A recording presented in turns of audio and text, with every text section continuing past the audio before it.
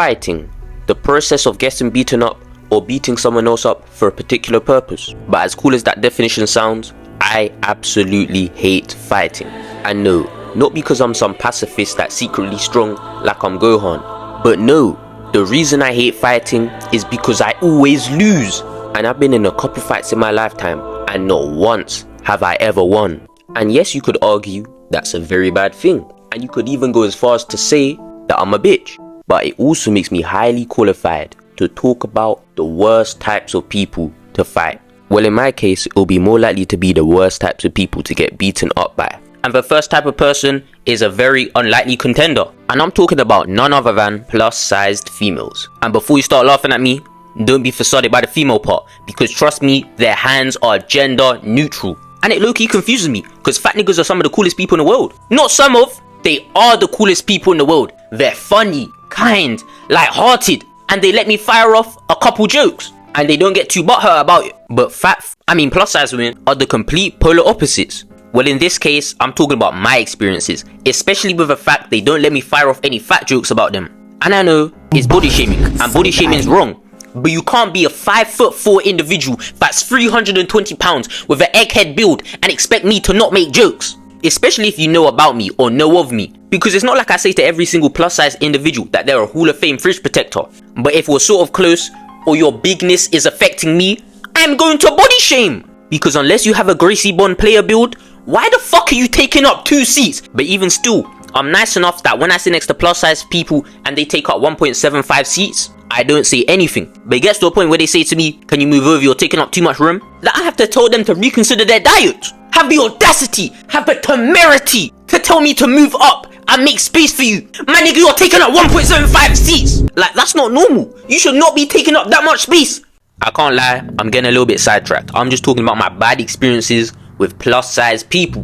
But now, I'm gonna go into my experience about getting beaten up by a larger individual. So as you can already tell, I'm not the nicest individual when it comes to addressing bigger people. And because of that, it nearly led to my unfortunate demise. So I have this friend, and let's call this friend Michael. Michael used to love bigger women. And when I meant bigger women, I meant they have to be 16 stone big boned. And me and Michael were near this girl called Kiara. And then I said to my friend Michael, look over there, Kiara looks good. And she's big, just like how you like them. And then other people around us heard, joined in, laughed as well, because it was a little inside joke. So then one boy misunderstood the joke and thought I called Kiara fat. So that same boy told Kiara's friend that I called her fat. So keep in mind, I'm across the road. Kiara is not fat. She might have been a little bit big at the time, but she certainly wasn't fat. Her friend, she does track. So I knew she was going to be kind of fast. But I'm a very quick individual and I'm very confident in my speed. But perhaps I was too cocky, because all of a sudden, I saw Kiara and her friend charging at me with speed. And remember how I said Kiara was on the bigger side, but she wasn't fat? The way she was moving was filthy. And obviously I know plus-size people, they get that speed boost when food is around. Trust me, I know. I've met a boy who was 5'4", 320 pounds. When it was lunchtime, the nigga starts moving like he's in peak fitness. But still, that's neither here or there. The way Kiara was moving, she was moving like Prime Usain. Her 40-yard at max was a 4-1. Not only was she keeping up with her friend who does track, she was catching up to me. I was running for my life. I was scared shitless. When my shoe fell off, I was like, fuck it, we boo. I kept on running. I was getting a little bit tired. I was slowing down. I looked behind me. I saw the girl that was doing track slow down a little bit. But Kiara on the other hand, no. She was closing the gap, closing the distance. And next thing you know, she was right behind me. So then I tried bust a couple corners, like I was running away from a dog. I bust one corner. Sensational. On that second corner, I take a little breather. I thought they stopped chasing me by now. And then after a couple seconds, they are there. They've grabbed me, pinned me to a wall, and somehow they were able to catch up to me so quickly while also hiding my shoe that fell off, which is also a very key part to this story. So after I was stripped off my shirt, tie, my masculinity, and I was brutally beaten, they started questioning why I called them fat. But then I got confused because I did not call Kiara fat. But when I tried to explain that to them, they didn't believe me. And at this point, you're probably wondering, why didn't I just defend myself and avoid this entire situation? And there's two reasons for that. The first one, because I was raised to never hit women. And second of all, because the Kiara girl knew some shiesty individuals. And I was not trying to take my chance being sent to Janemba. And Kiara even admitted that when she was questioning me. She even said, if I didn't catch you, I was going to get my cousins who are under 18 that are not worried about going to prison to deal with you. So after hearing that, I was giddy as hell knowing that she got that 10 times speed boost.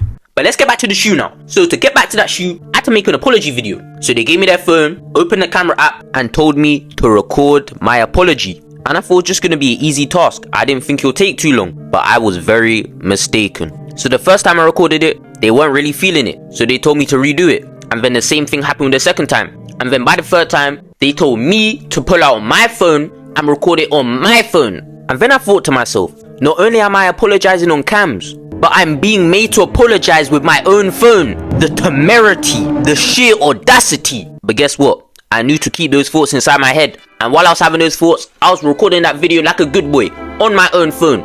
Shut the fuck up and obeyed like a good individual. And as a result, this video was produced. I'm a pussy. I'm sorry for all the rude stuff I've said to you today, and I promise I will never ever say it again. And on that traumatic day, I was emasculated. I was completely stripped of my masculinity. My manhood was completely violated. On that morning, I left home a man. But when I came back home, my pronouns were they, them. But still, I'm grateful for the valuable lesson I learned that day. And it was that you should never ever play around with no fat people. Because they will rock your shit, and in the worst way possible. So I don't care if they're built like an obscure One Piece character. I'd advise you to not say anything rude to them. And that's almost the same with the thugs. But the consequences for saying something bad about the thugs is a lot more severe. Because they will threaten to end your life or just straight up take your life. And you can't really do anything about it. And this perfectly leads to why one of the worst types of people to fight on this earth are thugs. So unlike the fat people, beating them up isn't really the issue. It's more so the aftermath of fighting them. Because if you do beat them in a fight, they are going to get their GBG. Their inventory is going to be completely full with different types of tools, items and resources for the sole purpose of hurting you. And a lot of these shiesty individuals, they see red when they get vexed. So they are going to wipe you off the face of the earth. But I've spoken about the thugs quite a bit on my channel, so we're not going to delve too deep into them. So now we're going to move on to the people that have nothing to lose. These types of people here are nothing like the thugs or the fat people, because they're in their own league. Because with the people who have nothing to lose, they will beat you. It doesn't matter who you are. You could be the greatest fighter of all time. You could be wrestling bears since you were 3 years old, like your name's Khabib. It doesn't matter. They will end your life. They will defeat you. They will absolutely batter you. And it's a simple reason for that. They are going to fight you with their 100%. Because their whole purpose is going to be to beat you. Maybe even take it farther by ending your life. You on the other hand, unless you're a trained fighter, you will not stand a chance. And even if you're a trained fighter, one of the best, like you're in the UFC, you're gonna lose regardless. These people here, don't even bother fighting them. Because these niggas here have all types of hyper armor. They don't feel pain. You can't stop them. They are going to fuck you up. And they have no regard for the repercussions, your life or their life. They just want to hurt you. And you just don't have that same dog inside of you. I wouldn't even call that a dog. They have Satan's spawn inside of them. You can't compete with that. They're a whole cliche anime MC. But if they lost their entire family and had nothing to fight for, and instead of it being a shonen anime, it's a seinen. And let me ask you again.